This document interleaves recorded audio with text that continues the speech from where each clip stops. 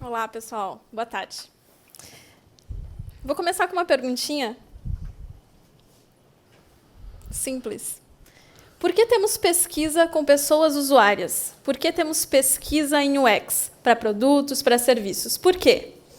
Para transformar a vida das pessoas, para resolver problemas reais, descobrir problemas reais, para criar produtos e serviços fáceis de usar, para identificar oportunidades de negócio. E como seria uma equipe de pesquisa que não tem isso? Uma equipe de pesquisa que tem baixo desempenho, não tem influência, não tem impacto.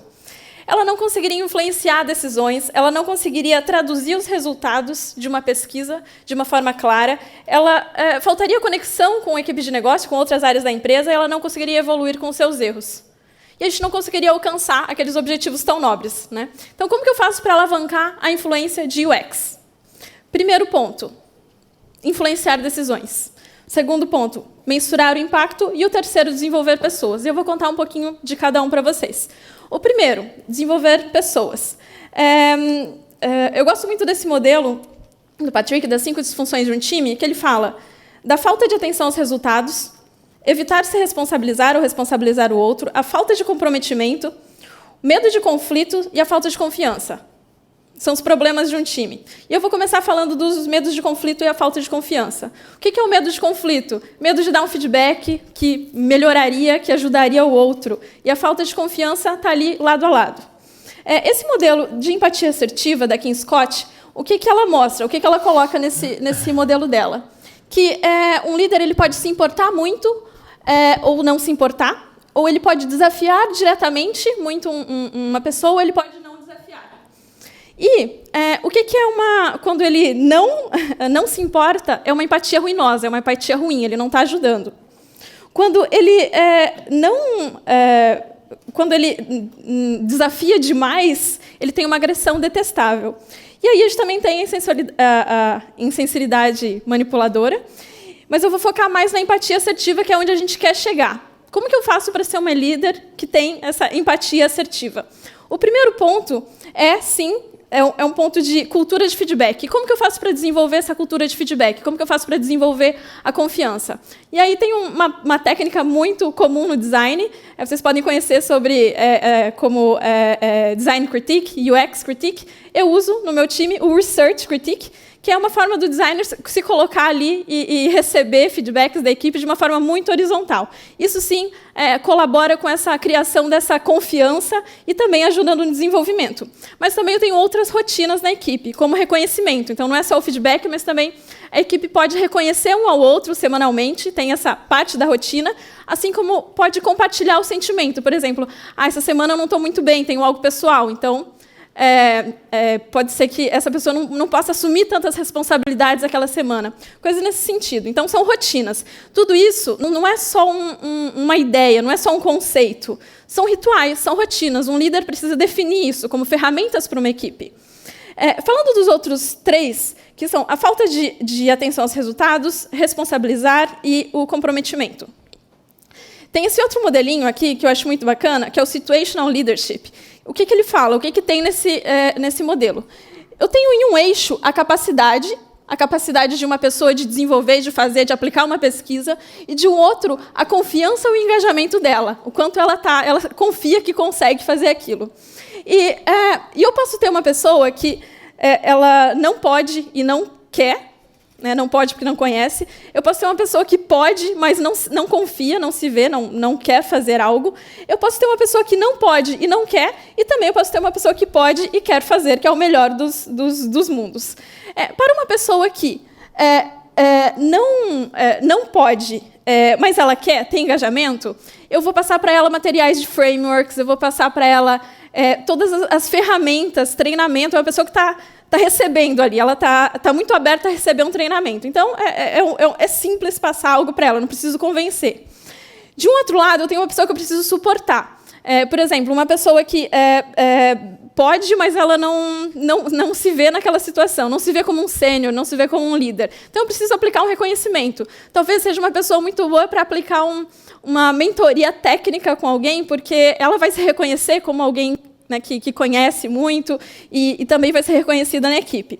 De um outro lado, eu tenho uma pessoa que não pode e não quer. Então, eu vou ter que influenciar, eu vou ter que persuadir, eu vou ter que convencer essa pessoa. E como que eu faço isso? Celebrando os pequenos momentos, as pequenas coisas. Como, por exemplo, conseguiu criar um plano de pesquisa sozinho, conseguiu aplicar, conseguiu apresentar para os stakeholders. Pequenas vitórias. E, ao mesmo tempo, é uma pessoa muito adequada para receber uma mentoria técnica. Por quê? Se eu aplicar um treinamento, essa pessoa não vai estar engajada para um treinamento. A mentoria é algo muito mais dinâmico. E a pessoa que pode e quer que eu vou só delegar e passar projetos estratégicos e tudo mais. Para cada um, eu preciso desse plano individual. Eu preciso olhar de forma individual. E eu tenho também uma crença muito importante, que é que todos podem liderar. Até aquele que não pode, não quer, ele pode liderar, e isso pode colaborar com o crescimento dele. Mas, para que isso aconteça, eu preciso ser uma líder que disponibiliza essas ferramentas, tudo isso para que a equipe possa se desenvolver. Resumindo, sim, todos podem liderar dentro desse ambiente e dentro de uma cultura de feedback. E, para isso, eu preciso, sim, aplicar todos os rituais, os mecanismos para que tudo isso aconteça. Segundo ponto, mensurar o impacto. Como você sabe que você teve sucesso? No começo da minha carreira, durante 10 anos, era tudo muito... no meu contexto, era tudo muito subjetivo. Eu não mensurava o impacto, e eu era avaliada de uma forma subjetiva, e eu avaliava pessoas de forma subjetiva. E não é justo, né? E depois de um tempo, eu caí dentro de em uma situação onde eu comecei a ser avaliada de uma hora para outra por metas de negócio. Metas eu preciso reduzir a quantidade de contatos dessa feature, eu preciso ter mais clientes, reduzir o churn. E, de uma hora para outra, eu também comecei a avaliar a minha equipe dessa maneira, e muitas vezes acabava que aquela pessoa lá, que eu dei um desafio grande, que é a minha pessoa lá, estrela, ela vai ter um desafio maior e pode ser mais difícil para ela alcançar aquela meta de negócio. Enquanto para uma outra pessoa eu dou um desafio mais brando, então acaba sendo injusto esse tipo de metas de negócio com pessoas que têm uns desafios mais complexos. Então, eu implementei uma outra forma de avaliar as pessoas, que é pelo impacto em mudança. Então, eu fiz uma pesquisa, o quanto ela impactou em uma mudança de produto, uma mudança de estratégia de negócio. E aí surgiu um outro problema, né? Sempre tem problemas.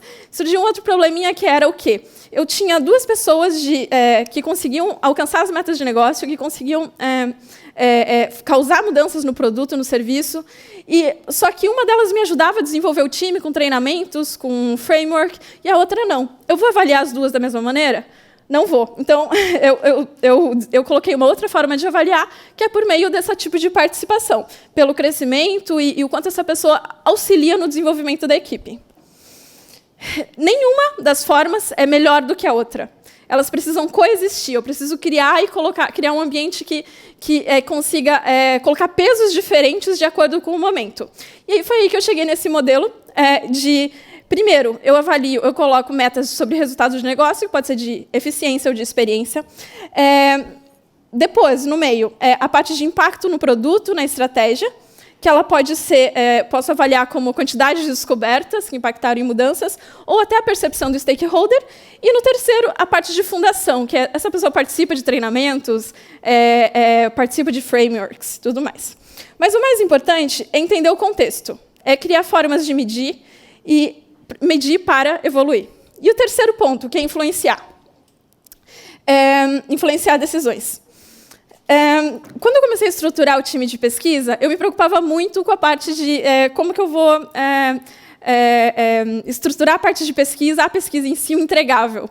E aí o foco era todo nesse. E as recomendações, o entregável em si da pesquisa, era isso, era uma recomendação escrita, às vezes uma parte de protótipo e tudo mais. E eu vi ali que tinha uma parte que a gente não estava explorando, que era uma oportunidade criativa. Eu tinha um time de pesquisa com conhecimento em design thinking, com conhecimento em processos de UX, que podia estar sendo utilizado de uma outra maneira.